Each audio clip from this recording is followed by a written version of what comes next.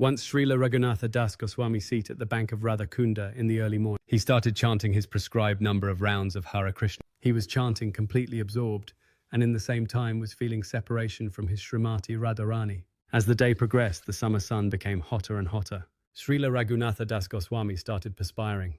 He was perspiring very strongly, and at the same time tears of love were flowing down from his eyes.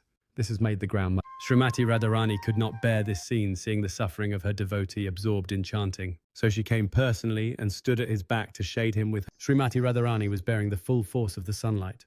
She also started to perspire profusely. Srimati Radharani was also so anxious to taste the love in separation felt by Srila Raghunatha Das Goswami that tears of love are also flowing down from her eyes. At the same time, she was perspiring very strongly under strong summer Vrindavan. Thus by so much perspiration and tears have made the ground became even muddier. At that moment, Srila Sanatana Goswami came at Radha Kunda and saw the whole scene.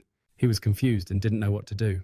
Srimati Radharani noticed him, smiled at him, and then disappeared. Sanatana Goswami then disturbed Srila Raghunatha Das Goswami from his describing what he had just seen. He told him, "We are trying to serve Srimati Radharani and get her mercy, but by seating on the scorching sun, you are forcing her to come to serve you." When Srila Raghunatha Das Goswami then saw Srimati Radharani's footprints behind him in the muddy ground, he rolled on the footprints of Srimati Radharani, crying like a child. Srila Sanatana Goswami consoled him, and with the help of some devotees, quickly made a small cottage kutir for Raghunatha Das, so he will not tolerate more chanting on. From that time, the bhajan kutir system started. Reflections on the story. In this story, we see a real example of absorption. When a devotee is so absorbed in his chanting, he forgets all his surroundings.